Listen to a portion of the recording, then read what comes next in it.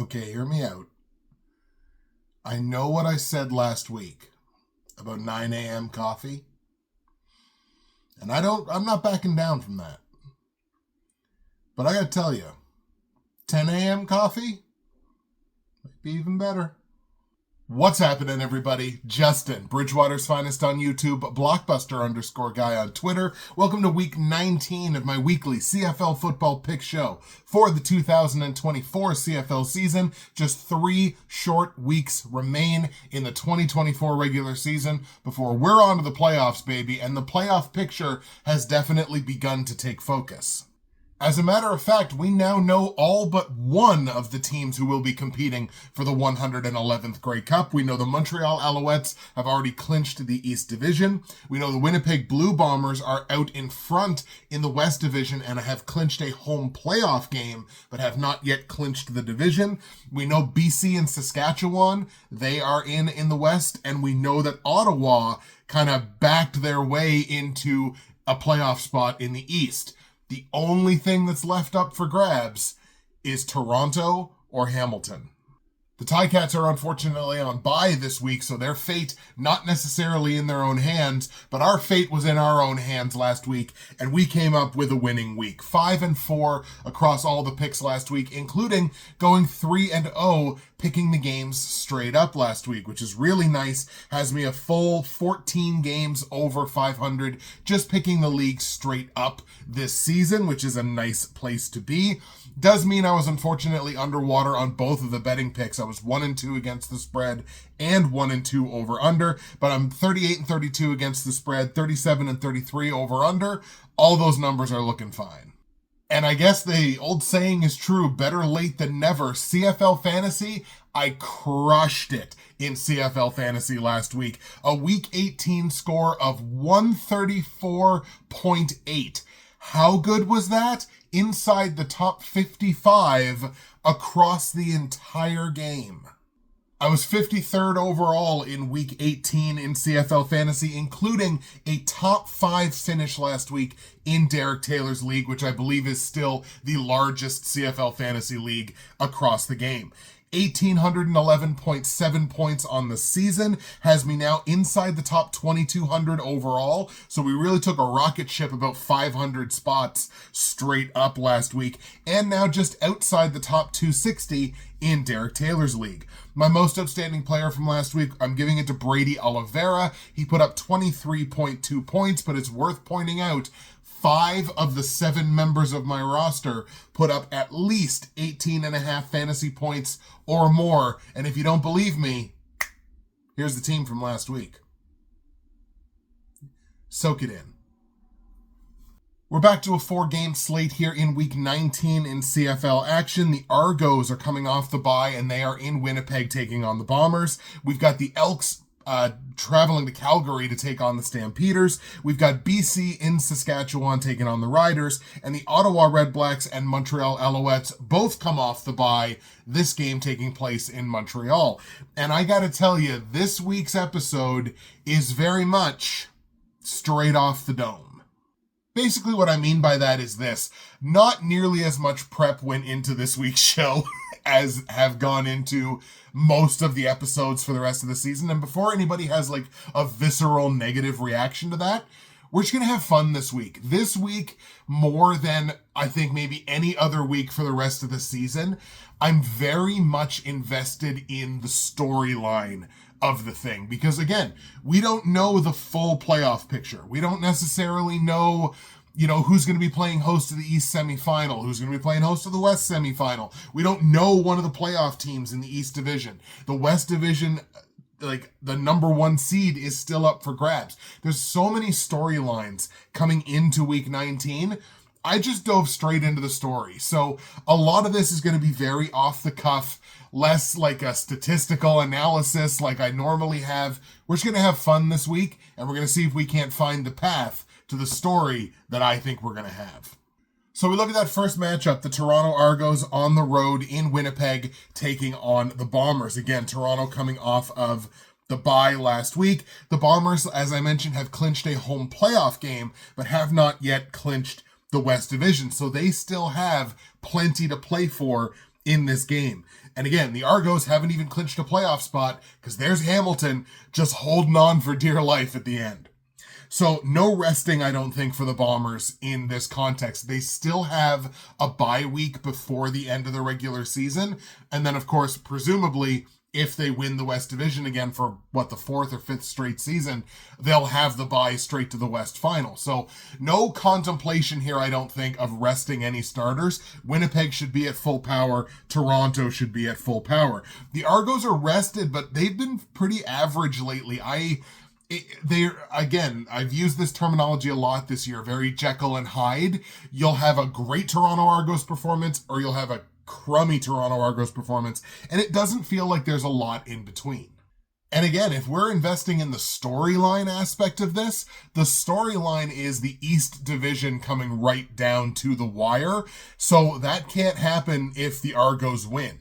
And I think if this was a position where Winnipeg had everything wrapped up, they had nothing left to play for, they didn't have a bye for the rest of the regular season, you could see a scenario where they start resting people. That's not the situation. They have another bye. They don't have to worry about resting players right now. So they're going to be at full capacity, and I don't see this Toronto Argos team beating a full capacity Winnipeg Blue Bombers team, even though, again, they've already wrapped up a home playoff game, has Winnipeg. I think Winnipeg takes a big step here towards, looking like exactly the kind of team that anybody who's going to face them is going to have to contend with in the postseason. I'm on Winnipeg real heavy in this game. Bombers beat the Argos in Winnipeg. On the line in this game, the Bombers are laying -3.5 points. It is buying an extra hook, but I don't have any problem doing that in this context. Winnipeg minus the 3.5 points.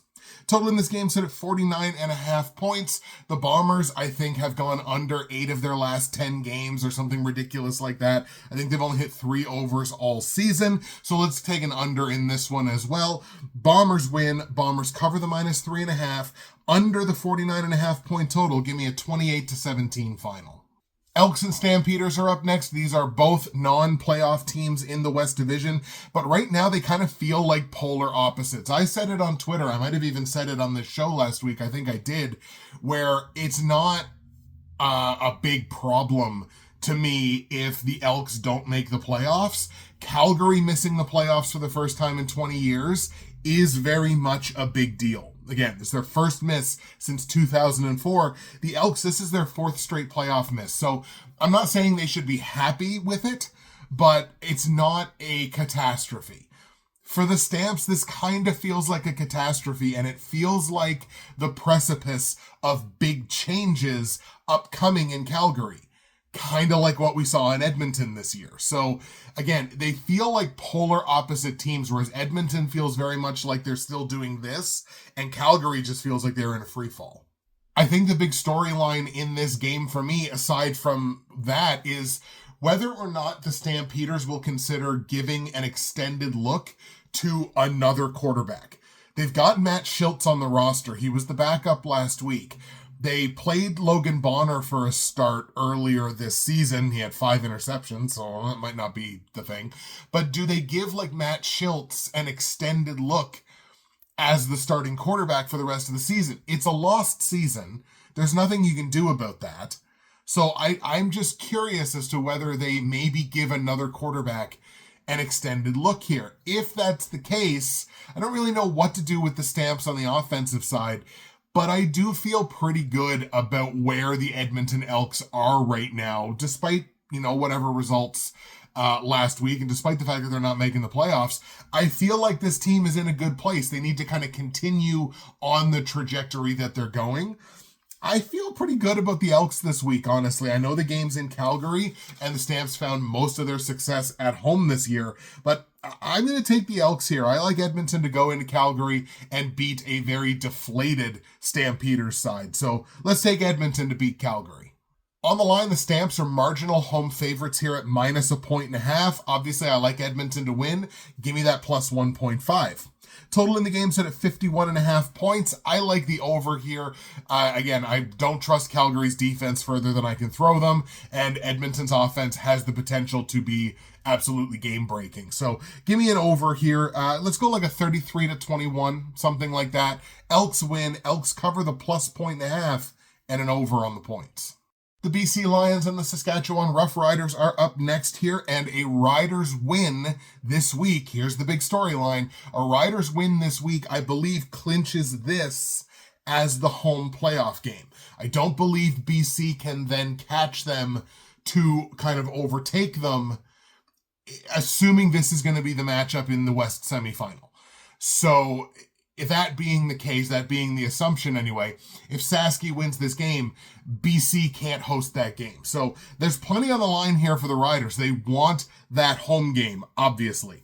The Lions have won 3 of the last 4 head-to-head matchups between these two teams, dating back to 2013, but the Riders have won 3 straight games, including 3 straight against the spread covers, and I think this has arguably been their best stretch of football this whole season, after, of course, that monster losing streak where they were so injured and they were missing so many people. They got a bunch of those pieces back and all of a sudden reeled off 3 straight fairly impressive wins, 3 straight against the spread covers.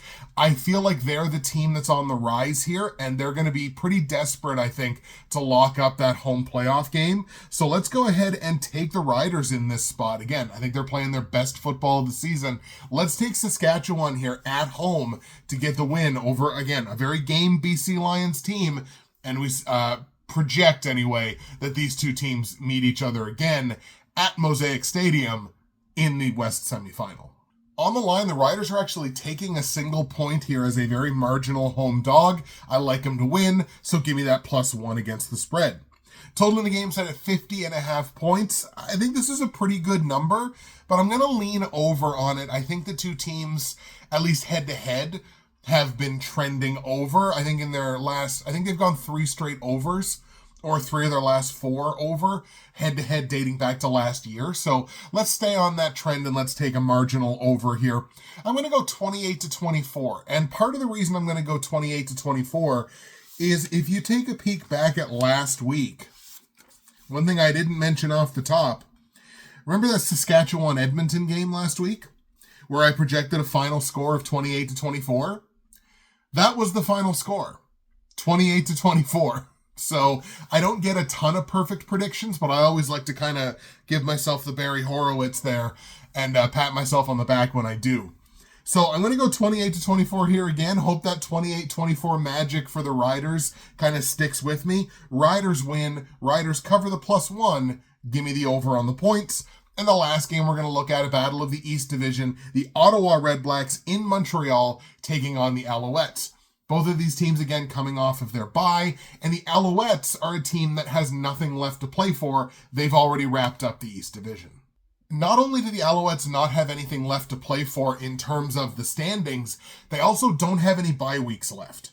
So they're going to play straight up until they get the bye week during the East semifinal.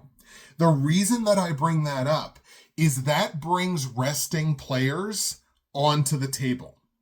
And it's not unprecedented to see teams that know they have that bye week, that know they don't have to play on the first weekend of the playoffs, start resting guys 2 to 3 weeks out, especially if they don't have another bye before that point. So starting to rest players like a Cody Fajardo, or starting to rest like a Tyrese Beverett, or like players, either veteran players or very key pieces of the offense or the defense or even the special teams. Could we start seeing that, like offensive linemen getting weeks off, Walter Fletcher getting a week off? We're going to start seeing that now as we start careening recklessly here towards the end of the season. All I'm saying is it's on the table this week. And I wouldn't be shocked, for instance, if Cody Fajardo didn't start this week. You take a look at the Red Black side, and yes, they did kind of moonwalk their way into a playoff spot, and they're in while their presumptive opponent is not yet. The one thing that I cannot overstate here is how desperate of a football team this is. Not only to build momentum heading into the postseason, but the Red Blacks absolutely, positively cannot afford to have that East semifinal not be played in Ottawa. They cannot afford it. The Red Blacks are 6-1-1 at home this year. They're 2-5 on the road.